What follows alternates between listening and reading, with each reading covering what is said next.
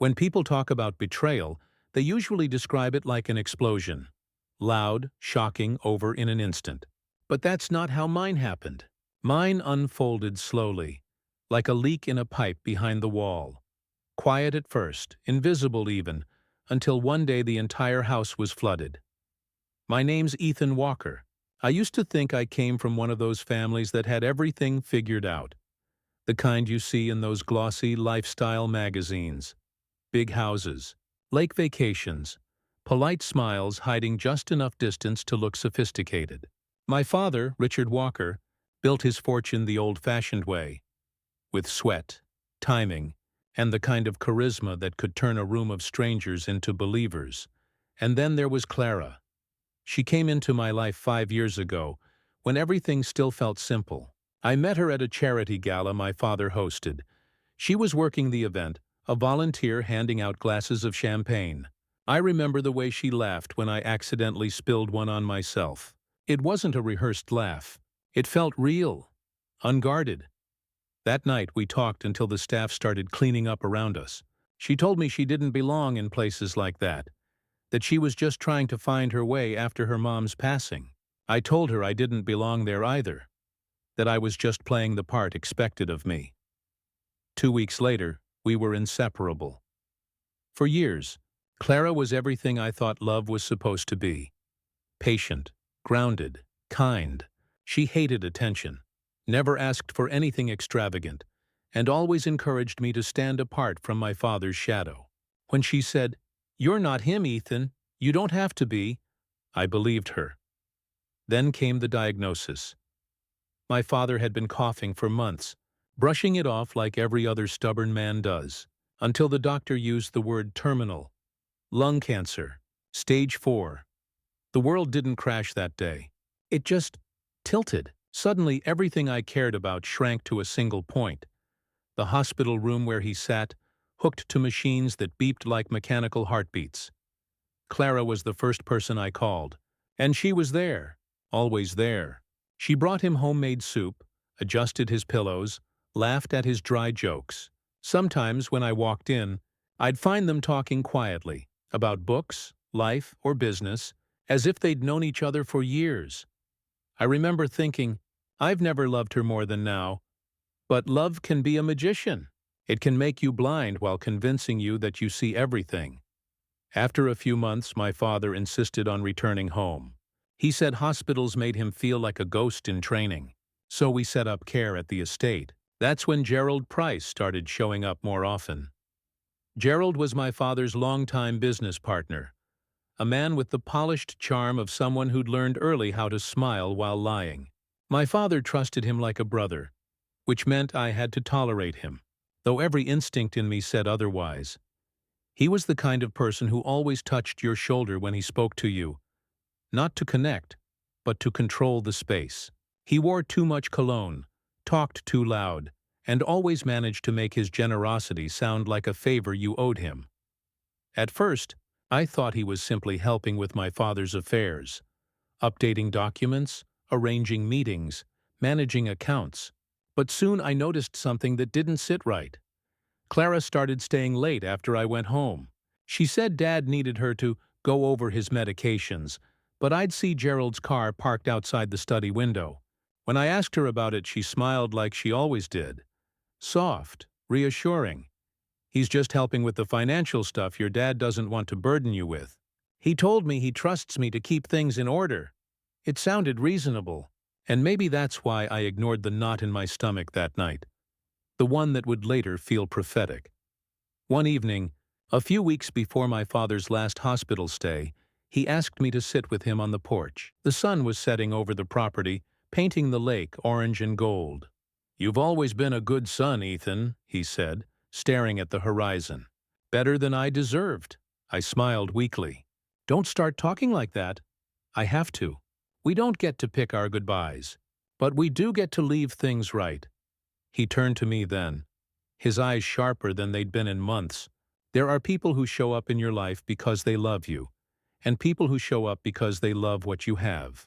It's not always easy to tell which is which." I frowned, confused. "Dad, what are you saying?" He sighed. "Just "Be careful who you let near your name, son." At the time, I didn't understand what he meant. I thought the illness was making him suspicious, maybe even paranoid. But looking back now, I think that was the closest thing he could manage to a warning. A week later, he was gone. Peacefully, the doctor said. In his sleep, the funeral was quiet. Family, a few friends, a handful of old associates. Clara stood beside me the whole time, holding my hand, whispering that he'd be proud of me. I believed her. It wasn't until 2 weeks later that everything started to unravel. I was called to my father's lawyer's office for the reading of the will. Clara insisted on coming for emotional support. She wore black again, even though the funeral was long over. Gerald was already there when we arrived, seated like a man who owned the room. The lawyer, a soft-spoken man named Leonard, began to read. My father had left me the estate, personal effects, and a modest trust fund. The bulk of the company's shares, however, a controlling 51%, were left to Gerald Price. Clara squeezed my hand, as if she already knew. Then came the part that turned the air to stone. And to Ms. Clara Hayes, for her devoted care and companionship during my final months, I leave the sum of $200,000. I turned to look at her. Her expression didn't change. Not surprise, not confusion, just acceptance. It was the first time I saw her as someone I didn't recognize. But that wasn't even the worst of it. Because when Leonard read the clause about Gerald's inheritance, he mentioned something else. Something buried deep in the legal phrasing. In the event that Mr. Price should marry within 1 year of my passing, his spouse shall share in the management rights and financial benefits of the Walker estate. The room went silent. Gerald didn't flinch.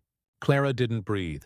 And I just sat there, realizing that maybe my father hadn't been paranoid after all. That night, I couldn't sleep. Clara said she was exhausted and went to bed early, but I stayed in my father's study, surrounded by the smell of his old books and cigar smoke. I poured a drink, trying to make sense of what had just happened. And then I saw it. On the corner of the desk, half hidden under a stack of papers, a small envelope with my name on it, my father's handwriting. I opened it with shaking hands. Inside, there was a single sentence. When the truth comes, don't run from it, follow it. That was the night I realized my father had seen everything long before I did, and for the first time in my life, I understood that love, the kind I thought I had with Clara, might have just been the prettiest disguise a liar ever wore. The days after the funeral blurred together. Condolences came and went. Casseroles piled up in the kitchen, and the house that once felt like a fortress of my childhood now echoed with silence. Every corner carried my father's scent. Every step reminded me of conversations we never got to finish. Clara handled the sympathy with professional grace, thanking guests, arranging flowers, coordinating the reception. She cried at the right moments, spoke softly about Richard's legacy, and even comforted me when I couldn't find the strength to respond to people's pity. But something about her grief felt rehearsed. Maybe it was the way she lingered near Gerald Price during the reception, speaking in hushed tones by the old oak desk that used to be my father's. Maybe it was the way she introduced him, Dad's most trusted partner, with a familiarity that didn't sit right. Gerald's hand lingered on her back too long when she turned to refill a glass of wine. I told myself I was imagining things. Grief makes you paranoid. But that illusion shattered 3 days later, during the reading of the will. We gathered in my father's lawyer's office. Polished mahogany, rows of old law books, the faint hum of the ceiling fan. Clara sat beside me, dressed in black, but wearing diamond earrings I didn't recognize. Gerald took the chair opposite, his suit as immaculate as his expressionless face. The lawyer, Mr. Halloway, cleared his throat and began reading in that slow, ceremonial tone reserved for men who've seen too many families fracture over money. To my son, Ethan Walker, I leave my home, my remaining personal assets, and my deepest trust that he will honor the Walker name with integrity and purpose. That line alone broke me. But the next one twisted the knife. To Clara, For her devoted care and companionship during my final months, I leave the sum of $50,000 and the 1967 Jaguar E-Type. May she always remember the value of loyalty and time. I froze. The Jaguar? My father's favorite car. He hadn't driven it in years, but it was his symbol, his pride. He'd once told me, "A man should only hand his keys to someone who knows what they're worth." Clara pressed her hand over her mouth, feigning shock. "Oh, Ethan, I didn't expect that," she whispered. Neither did I. Then came the last clause, the one that made my stomach turn. To my business partner, Mr. Gerald Price, I leave controlling shares of Walker Industries, to be managed with transparency and purpose. Should he marry within 1 year of my passing, his spouse shall inherit joint rights to said shares. Clara's breath caught, just a flicker, but enough for me to notice. Gerald didn't move, didn't blink, but his jaw tightened for half a second before he resumed that boardroom calm. When the reading ended, Holloway closed the folder gently. "I'm sorry for your loss, Ethan. Your father spoke highly of you." I nodded mechanically, thanked him, and walked out with Clara beside me. She was unusually quiet, almost nervous. That night, I couldn't sleep. The letter my father left me echoed in my head. When the truth comes, don't run from it. Follow it. So I started following. The first thing I checked were my father's phone records. I knew his password. He'd never hidden it from me. In the final months, while I was working late and Clara was supposedly caring for him, he'd had frequent calls with her, sometimes lasting hours. That made sense. She was helping him with medication, appointments, logistics, but one number appeared repeatedly in those same logs. Gerald's. Sometimes late at night. Sometimes minutes after a call with Clara ended. Then came the financials. Clara had made multiple transfers from her account to a holding company 2 months before my father's death.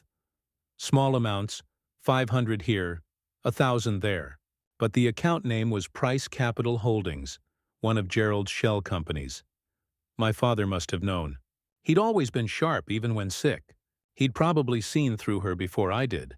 That's why he'd added that marriage clause. It wasn't an oversight, it was bait, but I needed proof. The next afternoon I visited the Walker Industries office. It had been weeks since I'd stepped foot there. But the place hadn't changed. The same glass walls, the same expensive scent of cedar polish. Gerald was in a meeting, but his assistant, a kind woman named Lila, looked surprised to see me. "Ethan, I didn't know you'd be coming by. Mr. Price is in with investors." "That's all right," I said. "Just needed to grab a few of my father's personal documents. He mentioned leaving something for me in his old office." She nodded, hesitated, then said quietly, "Be quick." The old office still had his name on the door. Inside, the air smelled faintly of tobacco and paper. His desk was spotless, except for a single leather-bound notebook in the top drawer, and a sealed envelope labeled, "In case he asks." I tore it open. Inside was a printed photo. Clara, sitting at an upscale restaurant. Gerald across from her. The timestamp, 2 months before Dad died. They weren't just eating. Their hands were joined across the table. Underneath the photo was a note, in my father's unmistakable handwriting. "If she ever claims innocence, show her this. She will know where it came from." My throat closed. I sat in that chair, his chair, staring at the photo until my vision blurred. I didn't know whether to rage or to laugh. Clara had spent those last months calling me heartless for being too focused on work, too distant while she handled everything. I believed her. I let her comfort me, guilt me even. And the whole time, she'd been working her way into my father's world, and into Gerald's.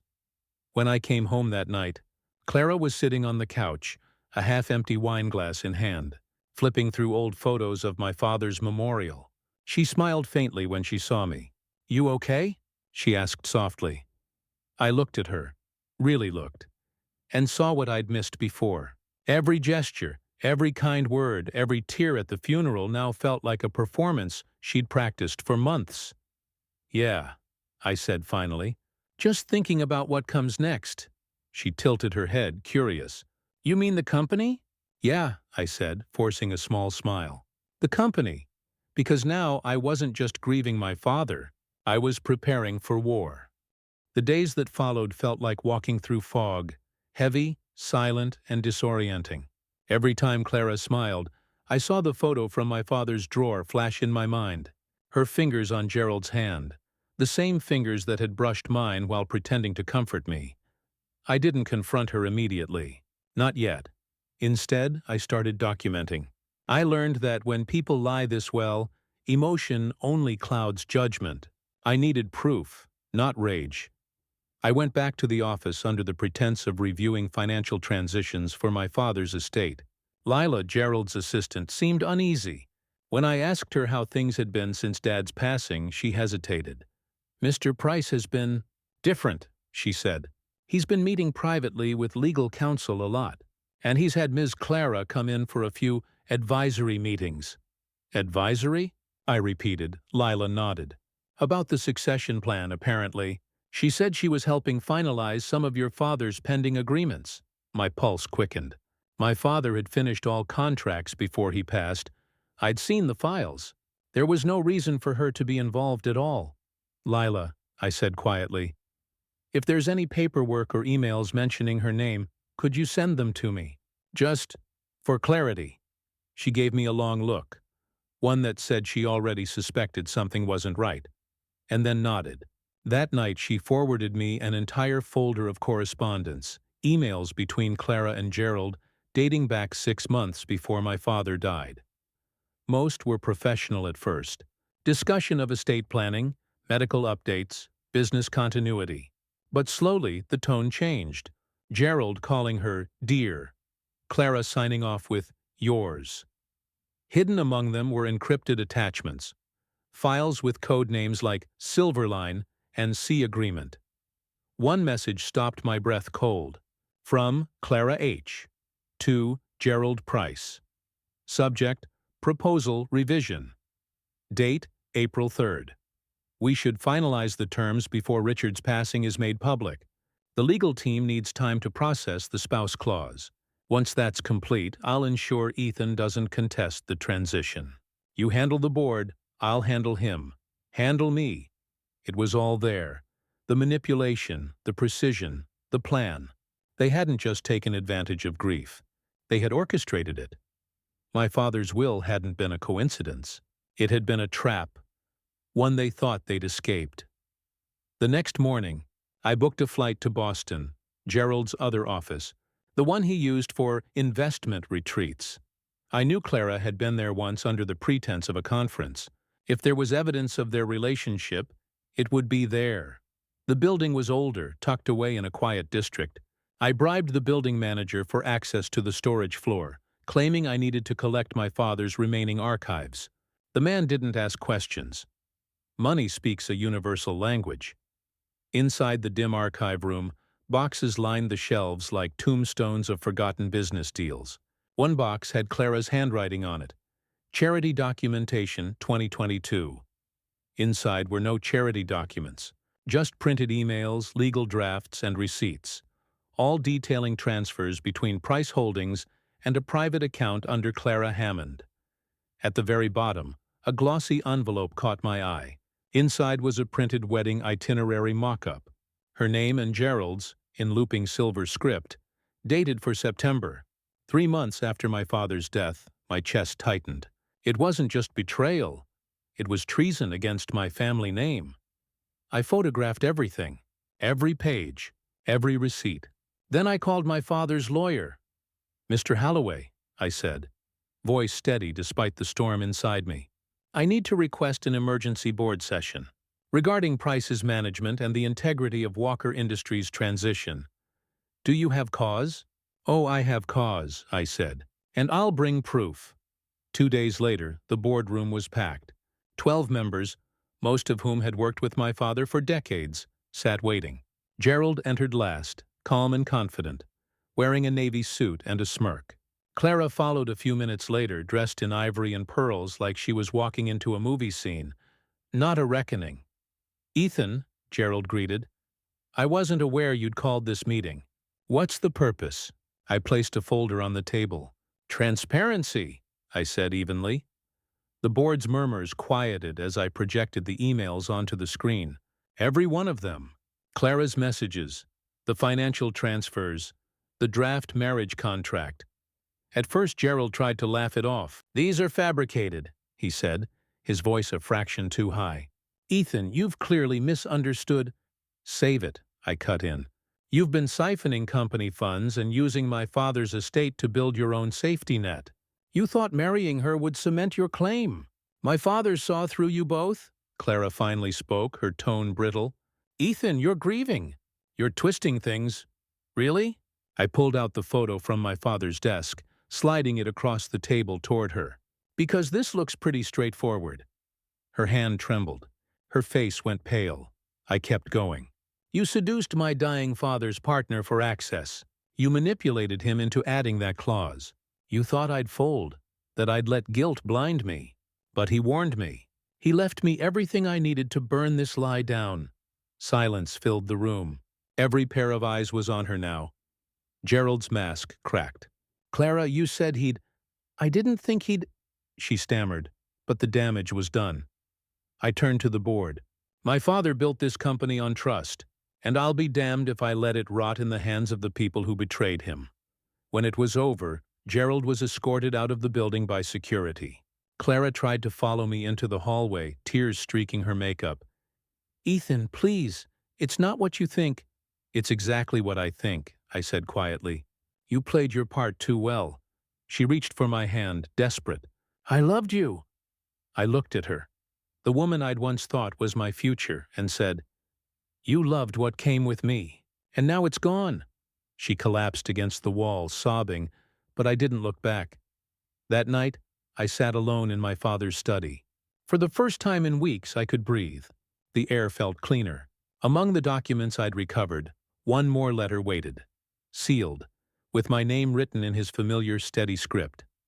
I opened it slowly. Son, you will find your strength not in what you inherit, but in what you refuse to lose. I knew about them long before you did. I let them think they'd won. Because some lessons can't be taught, only lived. When the truth comes, don't run from it. Follow it. You did. I'm proud of you. Dad. I read it twice, then folded it carefully and placed it in my pocket. For the first time since he died, I felt like I'd truly heard his voice again.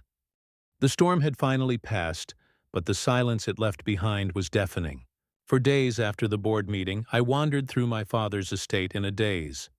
The rooms felt too big, the echoes too sharp. The air smelled like old books and rain-soaked earth. The empire he built was safe now, but I wasn't sure I was.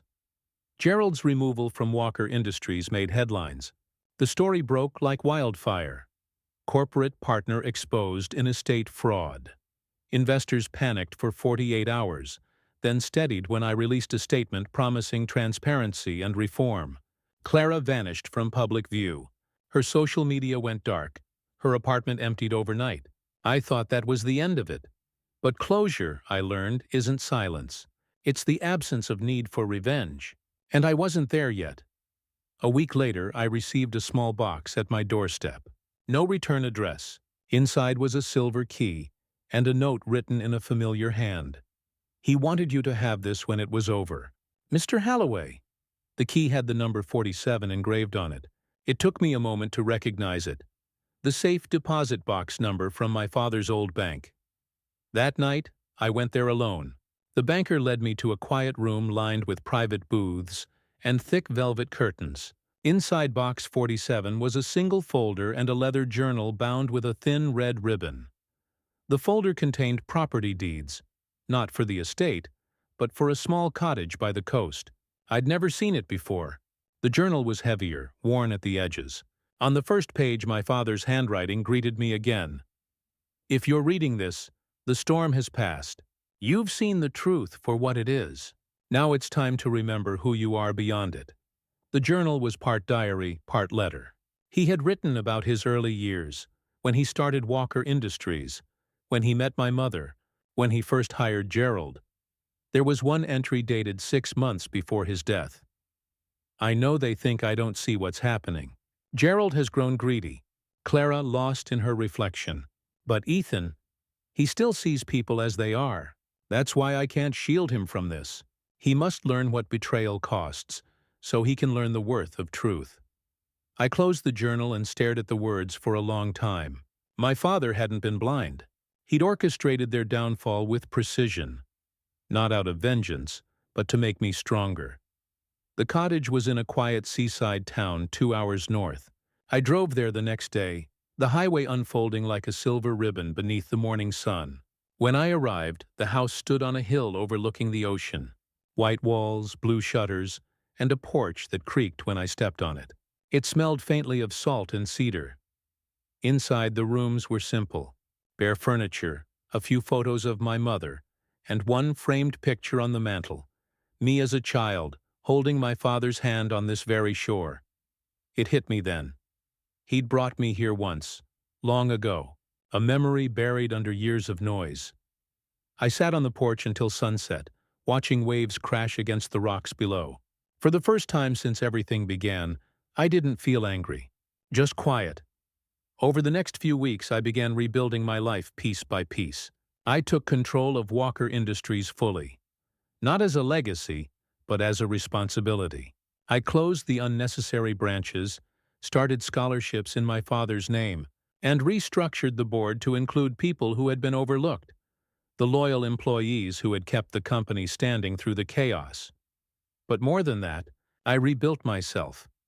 There was a strange peace in solitude, in early mornings with black coffee and the sound of gulls, in long walks by the water where no one knew my name.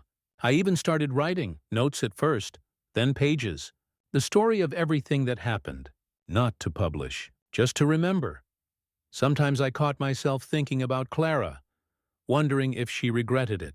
Once I even drafted a letter. I forgive you. But I never sent it. Forgiveness isn't a gift you hand someone. It's the weight you stop carrying. One morning, while reviewing charity proposals, my assistant mentioned a name I hadn't heard in months. "Sir, there's a foundation requesting a partnership, the Hammond Initiative." Clara's last name. I took the folder. Inside was a proposal for funding rehabilitation centers for single mothers and victims of financial abuse. The signature at the bottom made my heart tighten. Clara Hammond. I stared at it for a long time. The writing was familiar but steadier, softer. The project was legitimate. No scams, no hidden agendas. Just good work. For the first time, I felt no bitterness. Only understanding. Maybe people break for reasons we'll never know. Maybe they heal in silence. I approved the funding. Quietly, anonymously. Months passed. The world moved on, as it always does. Gerald was facing trial for fraud and embezzlement. I didn't attend the hearings. The lawyers handled it. I had no interest in vengeance anymore. I spent more time at the cottage. I started growing herbs, fixing the deck, painting the old shutters. The rhythm of normal life became something sacred. One evening, as the sun dipped low over the horizon, I opened my father's journal again. At the very end, he'd written one last entry. "If you've made it here, son, then you've already won. I built a company. You built a soul. Don't chase what I had. Build what you need. Love will find you again when you're ready to see it." I smiled through the ache in my chest. 2 months later, while visiting a local charity event, I met someone new, Anna. She worked for a nonprofit that helped children of bankrupt families. We talked for hours about books, storms, and beginnings that never feel like beginnings until they're over. She didn't know who I was. Not the company, not the scandal. Just Ethan, a quiet man who liked the ocean. And for the first time, that was enough. One night as we sat by the shore, she asked, "Do you ever miss the life you had before all this?" I thought about it. The mansion, the boardrooms, the sharp suits and sharper people. And then I shook my head. "No," I said softly. "That life wasn't mine. It was borrowed. This one's real." She smiled, her eyes reflecting the last light of the day. "Then you're luckier than most." Maybe she was right. Maybe loss is the tax we pay for clarity. And maybe inheritance isn't what's written on paper. It's what survives after the lies burn away. The ocean roared beneath us, endless and alive. I closed my eyes and felt the wind brush against my skin. Salt, sun, and the quiet hum of peace. In that moment I realized my father had given me the greatest inheritance of all.